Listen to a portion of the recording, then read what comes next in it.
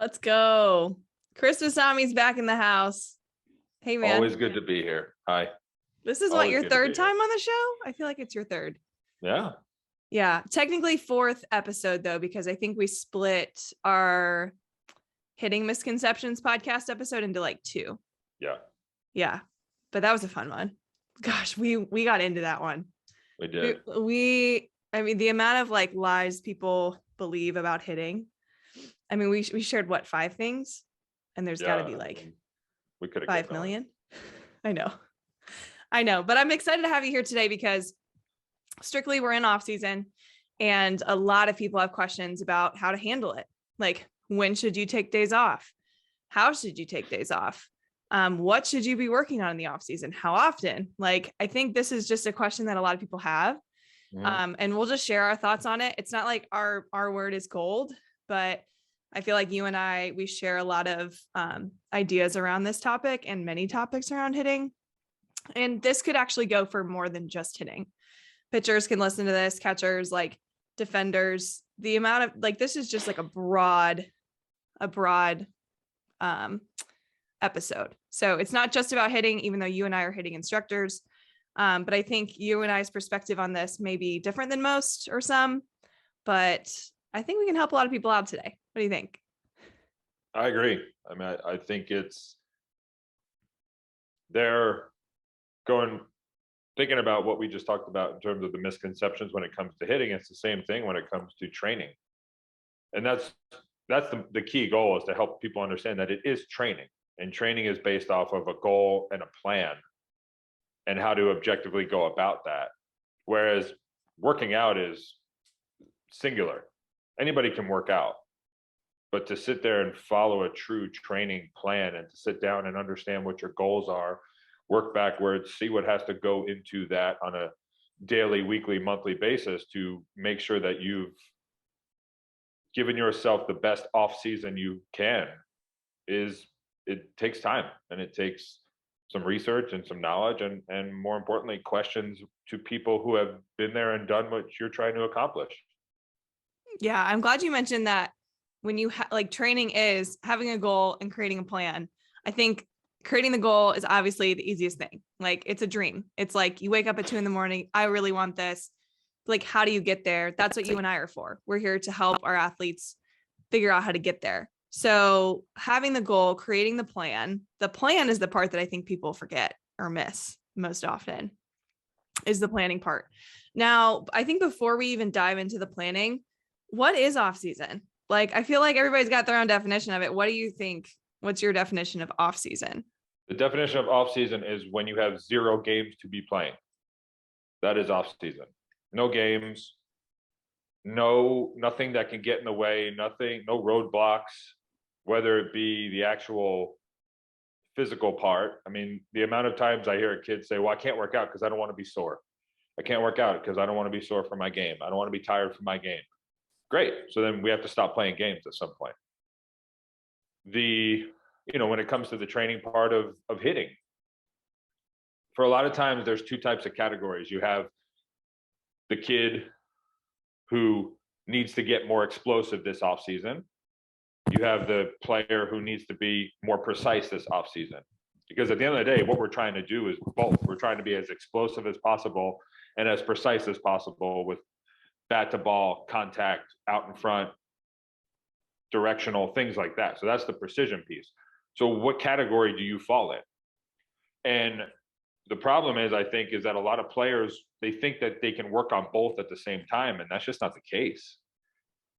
You can't be working on becoming a more explosive athlete, whether it be swinging or throwing or running, and also take the time to focus on the precision piece. So you have to break it down into, I'm going to spend 3 or 4 weeks on this, and then 3 or 4 weeks on this, and then hopefully the last 3 or 4 weeks of the off season is bringing it all together. And so the first thing is to understand what do you actually need to work on this off season. We all can become a better, stronger, more coordinated athlete. So we can all be working on those things. But from your swing perspective, do you make a lot of contact and now you want to see an uptick in power? or do you already have the power, but the consistency is lacking? So identifying what type of player that you're trying to be next year will dictate the type of offseason that you're supposed to be having. Right. Now, what would you say? I'm going to back up here. There are teams playing all year. Like, they don't have times where they don't have games. Now, I think that's a problem, strictly because, like, how do you develop this plan when you have games going on? Or do you just say, you know, the games going on in December, January are just scrimmages, like, in your head? Like, can you still train the same way? What would you say to those? No, I in my opinion, it's wrong. I mean, even in college, there's a portion of the year where we don't play games. There's no scrimmaging. There's no inter squads. There's no pitchers throwing to hitters. Like, there's none of that. There has to be a break. There has to be a point where your training cannot always have consequence attached to it. And that's the problem with so many young athletes, is they are never fully in a space to just be able to work and make mistakes and be able to then see what works, what doesn't work, what do I have to adjust. Even just the ability to add 10 pounds to your deadlift over the course of 3 or 4 weeks. You have to be able to work hard at that and then have the ability to properly recover so that your next training session can be useful. And so if I'm constantly worried about, I have a game this weekend, I have a scrimmage this weekend, even just the slightest bit of hesitation, you're going to take that into the offseason, and there's no way that you're going to be able to have a productive offseason while still playing games. Yeah, I totally agree with that. Now, I do remember I was one of the kids who had, you know, a round robin every once in a while in the middle of December. But those games themselves, these are not qualifying you for a summer nationals tournament. Like, as far as I'm concerned, like, there's a fall and then there's like big tournaments where coaches can still go, but like, coaches aren't out recruiting at a lot of these tournaments that a lot of young kids obviously are playing in the winter. So like, why are we playing in the winter? Why do you think that's even a thing? Is that a money thing? It's an industry thing. It's a money thing. Absolutely. So save your money. Don't This play. Organization, right? My organization is justifying the amount that I'm charging you to play, so I can sit there and say, look how many games we play. Yeah. Whereas, again, it goes back to the idea of quality work over time is what allows the development. I would rather you hit for 15 minutes a day than once or twice a week for 2 hours. The everyday piece is how we allow this compound effect to happen. That's how we allow the habits to sink in. That's how we allow the quality mind-body connection to sink in. It's the repetitive quality nature of it. I always compare it to school. And if you were in the band at school, you practiced all year round for 2 shows, a winter concert and a spring concert. And guess what? If right before the winter concert, you practiced and the teacher said, I'm sorry, but you don't know this piece of music, you don't get to perform. But it's the opposite when it comes to sports. Why do we play sports? To play games. And so games is always going to trump practice and training and delayed gratification. And that's how the industry is these days. And that's how I can charge what I charge for you to be on my team, because look how many games we get to play. I need that to sink in a little, strictly because, you know, I think of training with my dad. It was like over the winter, I think I just shared a post about this. It's like some of my favorite moments in the winter were, you know, every day or every other day when I was little. My dad was the athletic director at a school and we had access to the gym, but we didn't have access to the gym until like 8:30, 9 o'clock when the gym was cleared. Right. And we'd eat dinner, do our homework, and our fun time was like go to the gym and go play. You know, we'd train, of course, like we'd get the work in, but that was some of me and my sister's like favorite memories. It's just like, hey, let's just go goof around and get better. Right. And I feel like that's how you get better, is you just show up and then you do things. Think about this, okay? And I've had this conversation with a ton of players. The best players in the world, the professionals,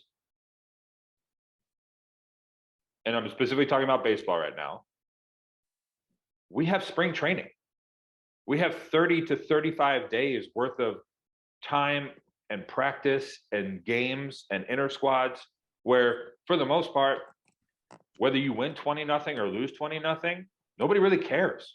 It's just about implementing all the work you've put in the offseason to see if it translates to the game. And then the stuff you did before the game and the stuff you've done after the game with your either coordinator or coach or specific position coach or your hitting coach. You have the ability to play without consequence. And as amateurs, the people who need that the most, we don't get that at all. As soon as March hits and game one happens, it all matters.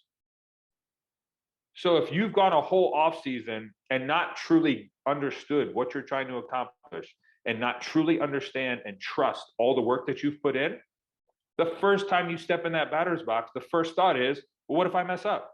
What if I fail? What if it doesn't work? That's a terrible place to be as an amateur. Yeah. Yeah. And I know you're huge on making practice as game-like as possible in regards to like challenges. Yes. Is that what you emphasize more in the off season, or do you do that the same throughout off season and in season? So it's obviously dependent upon the individual player and where we are and what they need to work on. But as a general template, for me, November and December is looking at what happened this summer, what worked, what didn't work, identifying weaknesses, identifying strengths, continuing to work on our strengths, figuring out our weaknesses. And then November, December, for the most part, is, hey, we're going to continue to work on our swing, but we're going to learn how to get stronger. We're going to learn how to swing faster. For the most part, in November and beginning December, I will always have a round at the end of BP where I just say, I just want you to understand and let's figure out what is your max effort and what does that look like? And we'll take 5 sets of 5 max effort swings. Out of control, who cares? Don't care if you swing and miss, don't care about anything. Just let's see what your top gear is. And then we see what that is. And you would be shocked at how many kids surprise themselves in that they felt out of control, but still just barreled up 3 out of 5 balls. And so it's helping them learn to trust that because you've worked on the precision piece for so long and you actually know more than you think you do, when you decide to quote unquote let it go, it's not as out of control as you think it is. And so that starts to build that aha moment of, okay, you know what? Yeah, give me the heavy bat next time. Now I'm not scared of the heavy bat. Now I'm not scared of the weight. Now I'm not scared of this drill. I'm not scared of that drill. And they start to understand how it's all coming together and it's working. So November and December is that piece for me. January is starting to work on some of the precision piece and work on the hand-eye coordination, off-speed pitches, breaking pitches, finding the barrel, finding our contact point. And then February is getting ready, putting it all together, game situations, velocity, off-speed stuff, whatever it is you feel like the top 2 things that you feel like you need to work on leading into the season, that's what we do. So what about those people that just want to show up in, January and say, get me ready for season? I fortunately am in a place now where I really don't have any of those players anymore. I am able to sit there and tell people, if you just want a few lessons to quote unquote get ready for the season, I have other people that I can absolutely recommend you to. But, that's not training. It's the same thing as, quote unquote working out. Those same people who show up in January to get ready for the season, their goals are just not the same as my goals or most of the kids who show up at Vasami training who want to get better season after season. Do the majority of the kids you work with want to play at the next level? It's interesting once they hit high school and they start to see that all the hard work that they've put in is coming to fruition and they're starting to separate themselves, then they look at it and go, I think I can actually do this. And yeah, majority of them, once I have them in high school, their first goal is I just want to be a really good high school player. And then once they realize they're a really good high school player, they go, well, maybe I'll look at the next level. So this might be a complicated question, but the kids who just want to be really good high school players, their plan is obviously going to look different than the plan of a kid who wants to play in college, right? Mm-hmm. But I'm sure there's similarities along the way too. But how do you treat a player who just wants to be really good and a player who wants to play at the next level? What does their plan look like? Well, I think the plan is the same. The blueprint's the same. I think what differentiates I want to be a really good high school player from I want to be a college player is the level of exposure that you then want to give yourself in terms of what showcases do you go to, spending time at a college camp, maybe getting on a little bit more of a experienced and competitive summer program that's going to take you maybe just out of your region. It's going to take you more national. It's going to take you and play against those other high level competition. But for the most part, the training piece is pretty similar.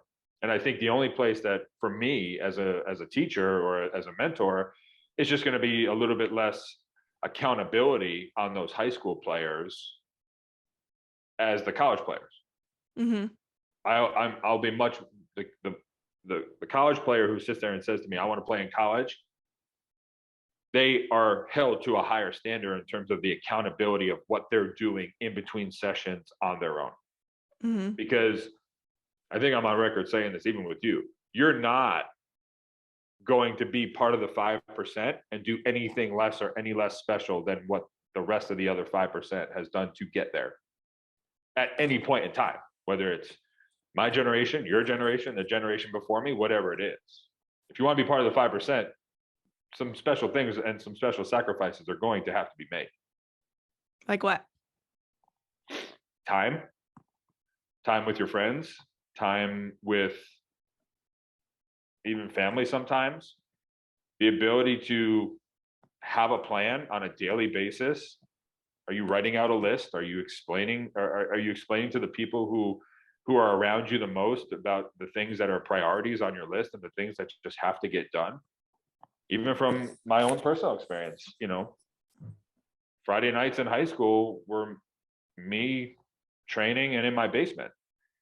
And I always tell my friends, I'll text you when I'm done. And if you're out, I'll come meet you. And if you're not, no big deal. And I'd probably say 80% of the time, guess what? They weren't out anymore. So I didn't even miss anything in the first place. It's those type of things that you have to be okay with. That's the discipline of all of this. Yeah. And I relate to that to an extent. I think Friday nights in the fall, I'm huge in football and our team was always really good. So I was out there. But I mean, I remember even training before that game, or even, Saturday morning, Dad's like, let's go. We're going to go train. So like, you kind of just have to work around like what your priorities are, I feel like. And obviously, the extra work, I would say for a kid who wants to play in college, it's got to come from you and be more like, than the kid who just wants to be good. Right. Because all in all, if you want to make it to the next level, like you were just saying, it's going to require you to own this. Like, I feel like a lot of people, they say they want to do this, but they're still being drugged to practice and to training by their parents or their coaches. And I think you and I do a good job of making sure that the kids that we work with and that want what they want know exactly what they're getting themselves into. I think one of my biggest pet peeves in this world that we live in is so many coaches are there for the money and not for like literally being honest with the kids that they work with, like that freshman who's like, I want to play in college. And then you look at their work ethic and it's just not there. And you're like, hey, this is what we expect and what you're going to need to expect from yourself in order to make this happen. Because it's like, everybody wants the dream. Sure. And people want to work for it, but I don't think everybody knows how to work for it. No. Truly. And I think the issue is that we are living in a society now of instant gratification. Right. You have to teach delayed gratification now. I mean, even me growing up as a kid, if I wanted to find something, I went to the encyclopedia, I went to the phone book, I called information. I mean, these things, it was like, there was just a built-in, you're going to have to work for it, no matter how big or small it is. And now I joke with my players all the time. I'm like, you guys sit there and you watch YouTube videos and you think it's, osmosis. Like watching it is a piece of it. Don't get me wrong. I appreciate you watching the top 25 double plays turned in 2010, but now go turn the double play. Mm-hmm. I appreciate you, watching the top exit velocities from 2021. Now go work on your swing, or get in the gym. There's a piece of that, but teaching delayed gratification, teaching that this is going to take 3, 4, 6, 8, 9 months. And that's one of the things I'm very honest with my players about is, if you come to me and we first meet in the middle of a season, what we do might work that season. It might, but I'm always looking 6 months down the road. So if you come to me in September, if any progress is made between September and March, awesome, great. But my vision is that you feel like a different player come March. Mm-hmm. I want you to and it's really hard because even though I say that and we have that conversation, I ask them, how'd your game go? Not caring about any of the results. Just, did you have any different feeling at all? And they're like, well, I kept still popping up. I'm like, yeah, I know. Got it. Because you're you don't have a new game brain yet. No, you still have your bad old habits game are still there. Yeah. Yeah. So they're not just going to go away.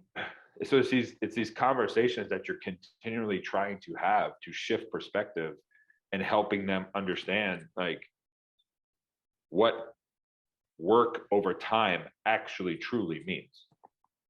What do you wish parents could help their athletes with when it comes to teaching delayed gratification? Because I say parents because they're with their kids so much more than we are. What do you wish they would know? Patience. How do you teach that? Constantly putting it back on them. Yeah. And bringing it to their life experience, helping them helping them understand. Parents will say to me, "Oh, it's been, we've been together a month," and I go, "We've been together 4 hours. I've seen you once a week for an hour. We haven't been together a month. We've been together for 4 hours. That's half a work day." So when you got to work, can you explain to me what you did between 8 and 12 on Tuesday morning? Now expand that over a month. You wouldn't have a job if you did 1 hour of work a week for a month. So it's helping them understand the perspective, and that there's always going to be a tipping point that the old version and the new version will tip to the other side. And once that new version sinks in, we don't go back to the old version because the old version didn't even understand the how and the why in the first place. Right. And the work that has been put in to now understand the how and the why. I'm sure you see this too. And I see this all the time with specifically that 13, 14, 15-year-old age. You get the phone call and the parents say, he was so good when he was 10. She was so good when she was 11. They were such great little leaguers. I don't know what happened. I go, well, what happened is the fact that they were really good athletes who were naturally able to make contact with the ball. And then the problem is that once the level of the competition starts to rise, they don't stand out anymore. And the frustrating part is that if you really go back to when they were 10, 11, and 12, they didn't even know how they had success in the first place. So when success goes away, now you're truly lost. So how do they, I don't want to tell an 8-year-old to train a ton, but I can tell you 10 or so athletes that come to mind that were just so elite at a young age, and they were just above everyone. And then they get to the level that they always dream. They signed at a school early, they get to the school and they're not good. Oh. How do we? Well, it's also how do we it's fix scalable. It's scalable. that?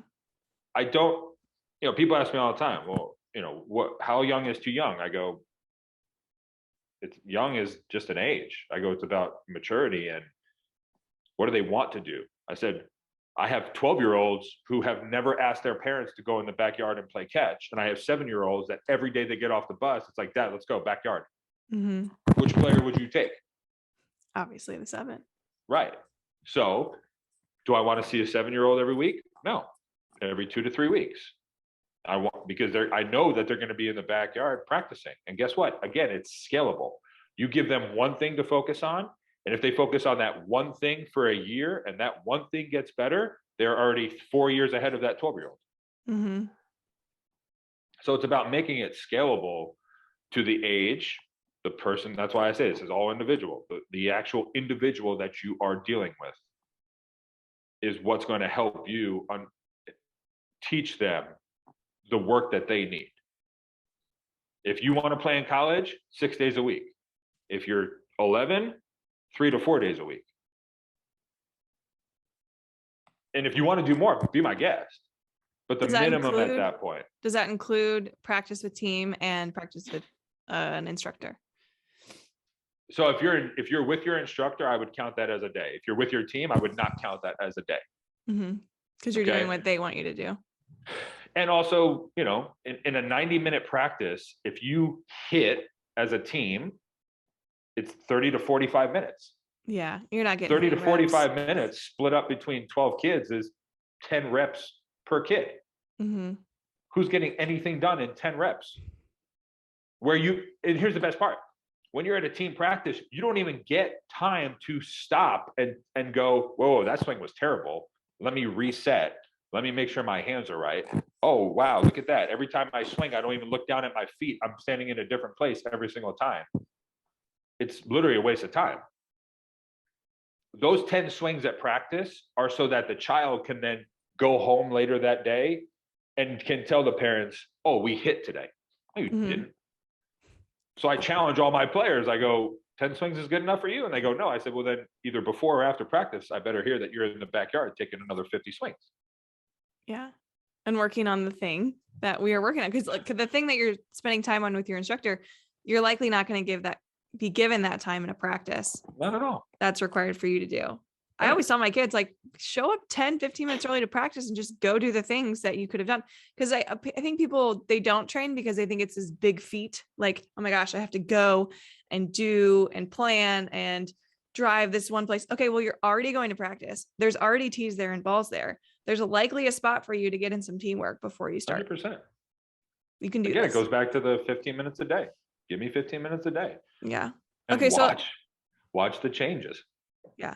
A lot of coaches are listening and they're like, oh crap, this is my practice. Like my kids get 10 swings a day. Yeah.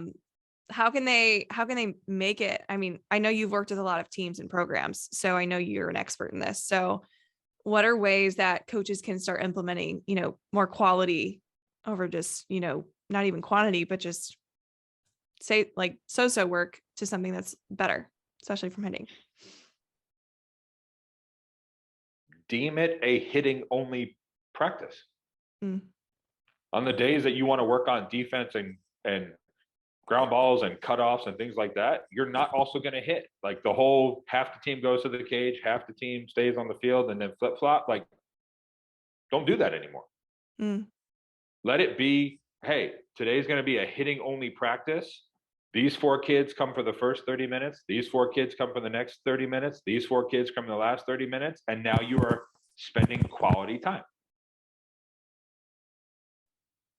And you're getting to know these individual hitters, not just saying blanket generic stuff to 12 individuals that you think have all the same issues. They don't. Yeah. So would a good conversation with them, because being a head coach on a team, you have, I don't know, 15 players. And a lot of them might have hitting coaches. Sure. Should they talk to them about their hitting coaches? Like, what's your hitting coach telling you right now? Absolutely. What should those conversations look like? Absolutely. It should be a conversation. Because if we know anything, okay, it's no different than personal trainers, tutors, doctors. When a human feels comfortable with another human and they see quality and they see value, that loyalty sticks. So I've had players who I've been training for 5 or 6 years who have played on 15 different teams. Who's the constant? The player. The player and the coach. And so if I'm a head coach of an organization and I don't spend time working one-on-one and I have these general ideas of what I believe a swing should be, have a conversation with your player. Because if the player is being taught the right way, that player should be able to have a conversation with you about the things that he or she needs to do to take a quality swing. Yeah. And they should be able to say, hey, one of my biggest weaknesses is that, as I stride, I drop my hands. So could you do me a favor and really, could you make sure I keep my hands up as I stride? What head coach would go, no, absolutely not. Crazy one.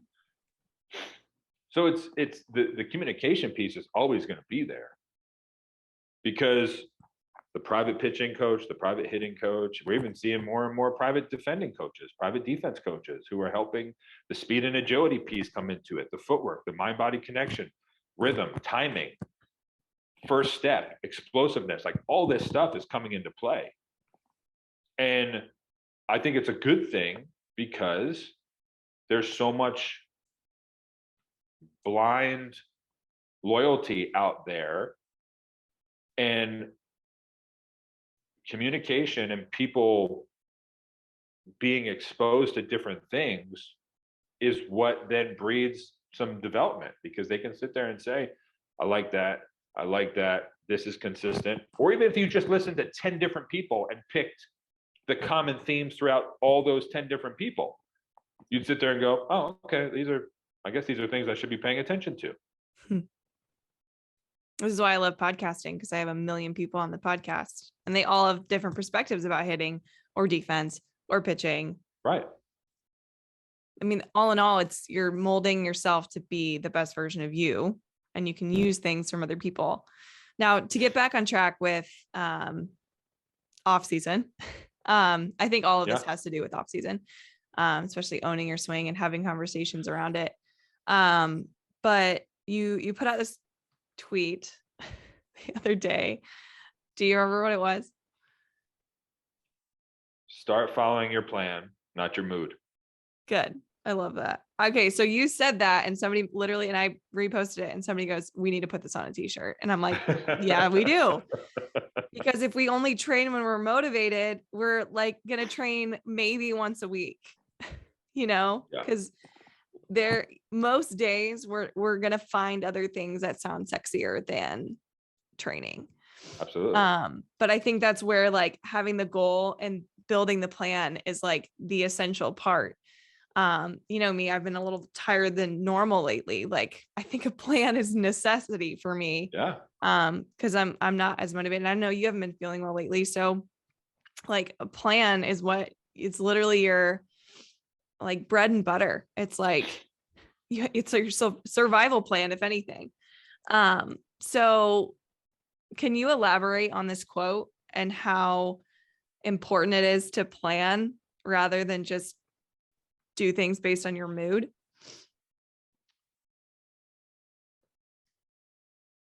The idea is behind that tweet was the idea that we're all tired. We are all would rather be comfortable and cozy than not. The moment you think something is hard, it's the exact reason why you should be doing it. And it all comes down to discipline and being able to understand that discipline gets you what you want. Sticking to the plan, executing the plan is what gets you what you want. Flying by the seat of your pants and just going based off of what you feel like doing that day will not. Because not only that, but you'll also miss aspects of the things that you need to be working on. I don't like running, so I run 3 times a week. it's not fun for me. The idea of carving out 30 minutes to just go for a run is not fun, which is why I do it. And guess what? As I've done it more and more, I can't say I've enjoyed it, but what I have enjoyed is how it makes me feel when I'm in the weight room, how much stronger my legs are. Because I'm building up a stronger engine, I'm able to work out longer, harder, more quality reps. All these things lead to the goals that I have personally. And if you really took a poll on a daily basis of how many times you woke up fired up to do the things that you know you have to do as opposed to you want to do, you'd get nothing done. Which is why, more importantly, to be your own accountability partner is huge. But then to find another accountability partner is just as big. Mm-hmm. Because these are the things that you don't want to let yourself down. And B, you wouldn't want to let anybody else down either. And so understanding that discipline and executing the plan is first and foremost, it will get you to do the things that you need to do more importantly than, oh, I'm so excited to do this today. No, you're not. No, you're not. You're excited to go be successful. You're just not willing to do the things that make you successful. Great. One of the greatest books I ever read was Atomic Habits by James Clear. Have you read it yet? It's basic. Yeah. 3 times, of course. It's basically saying everything that you're saying. It's not like you want to do it, but you know you need to do it to be where you want to be. Right. And I think, and this is where, some people might be tuning out right now. Like, yeah, I've heard this a million times. But the difference between the kid who makes it and the kid who doesn't, the coach who makes it, the coach who doesn't, anybody, CEOs make it, don't. It's this part right here. Yeah. It's the showing up when you don't want to, but you just show up. I've never shown up when I didn't want to and didn't feel good about it later. Right. And it's the same thing. It's going back to the scalability. It's about being a smart person. It's about knowing yourself. It's about understanding when you can push yourself or when you might need to scale back but whether you're pushing yourself or scaling back, the key is that you're actually getting it done. Mm-hmm. And so we all have our highs and lows. I tell my kids, ride the highs, work through the lows. But because you can't just stop. A lot going of these kids through hell, keep on going. Right. A lot of these kids don't understand the power of absolute zero. Yeah. 0.5%, 1%, 2% better on a daily basis is always better than nothing. Mm-hmm. It doesn't have to be the best day of your life. It doesn't have to be the best workout of your life. It doesn't have to be the best hitting session of your life, but you have to get it done. And then if you choose not to get it done because it's a choice, then you are not allowed to look at somebody who made the choice to do it and go, that's not fair. Look how lucky they are. And that's everywhere. Absolutely. Yeah. This is why I didn't really like high school. Because that was something that, my dad helped me a lot with figuring out how this worked for me. Also, I ended up taking a lot of ownership into this part. And then, you have people that just look at you and they go, she's going to sit the bench for 4 years at Purdue. I'm just like, yeah. Cool. Like, what part of you needed to say that? Like, I kind of enjoyed it though, because I was like, okay, first of all, I don't even know you. Second of all, you don't know me. And this is only fueling me. So thank you. Now, when it comes to the accountability part though, like, I don't know how to explain this. Why should athletes take more initiative in their own training? And maybe how can they do that? I think this is the part where I don't deal with it as much anymore, but I know it's a big thing. And I know like people listening, they probably maybe have kids that aren't motivated to go do the thing. Like, how can they say this and get it for their athletes to stick?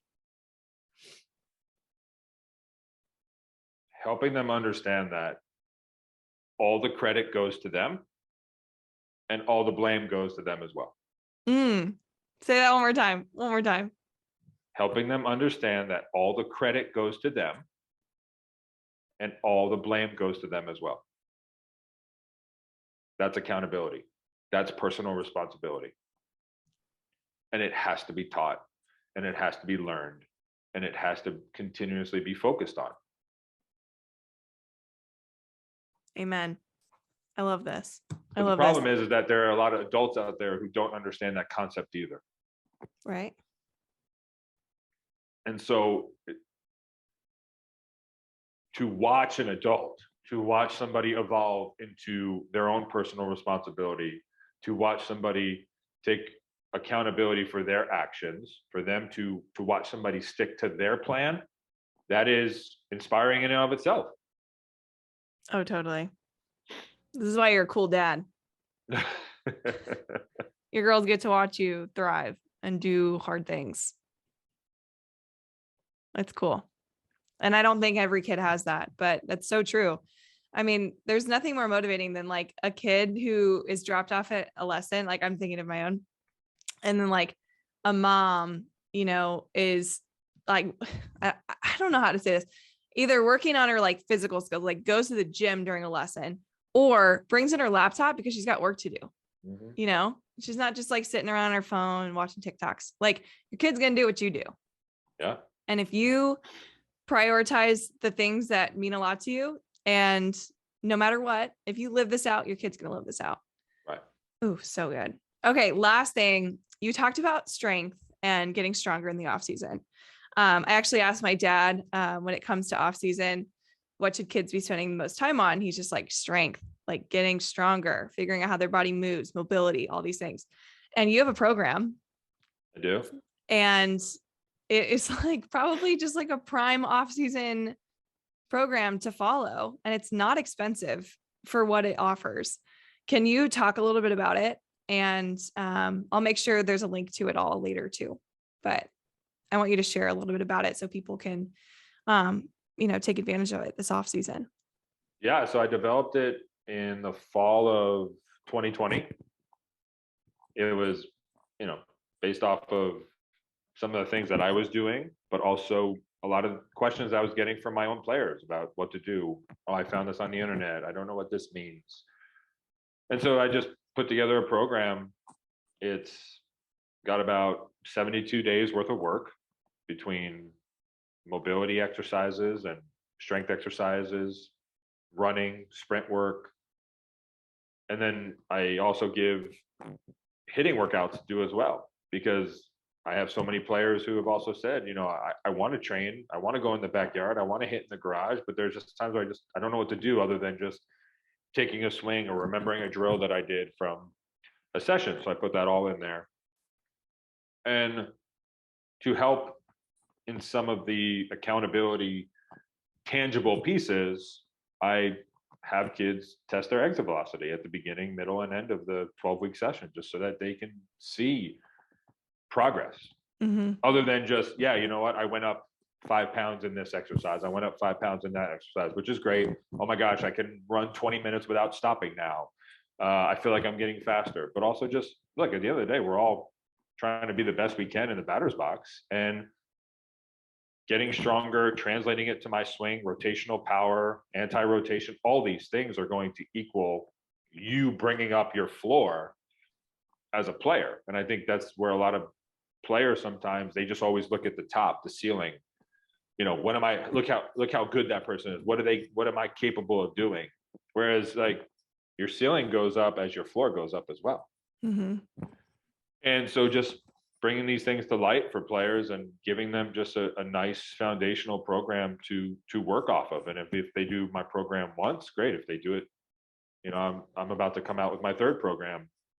They want to keep doing it, great. The idea is that, for $200, you get a 12-week template on what an off season should look like and mm-hmm. what progressive overload should look like. And, the problem is that, again, you look at somebody who lifts some heavy weight and is super strong, and you're like, I want to be there. Great, but everybody all started somewhere. So if you can do 50 pounds on your deadlift week 1, and you can go up by 20 pounds over the course of 12 weeks, that is a huge gain. Mm-hmm. And so it's helping them understand that piece as opposed to just, well, now, but I only do 70. No, again, like, stop comparing yourself. Like, look at your own progress and look at these last 3 to 4 months.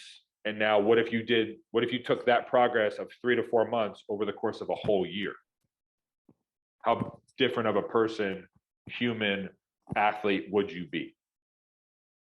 And so it's my way of allowing kids to have like I said, a template and just some form of introduction to what an off season should look like.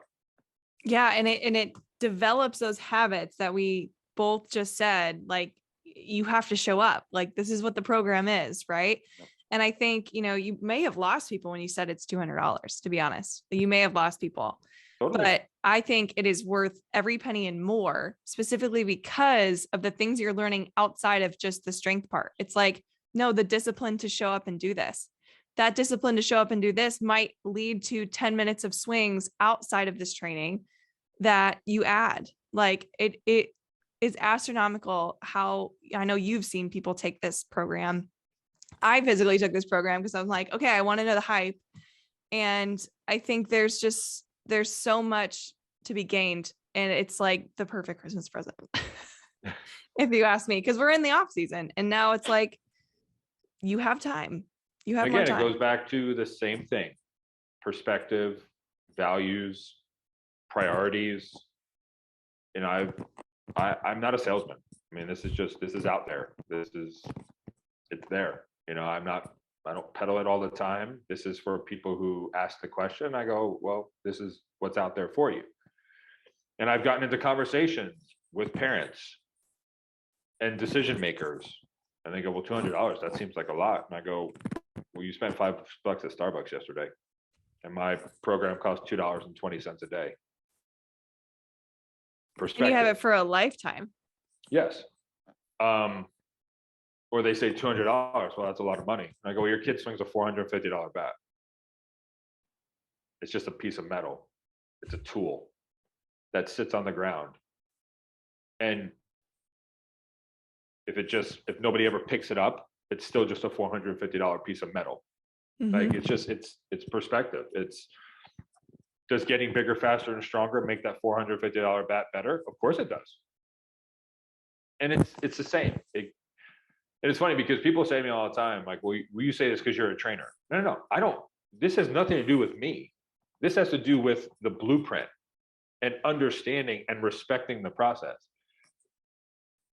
I would tell you to not play games all fall and winter if what you were lacking was off-field stuff. Mm-hmm. And that doesn't mean I need you to come train with me. Go train anywhere. Just go train. Respect the process, respect the understanding. The game,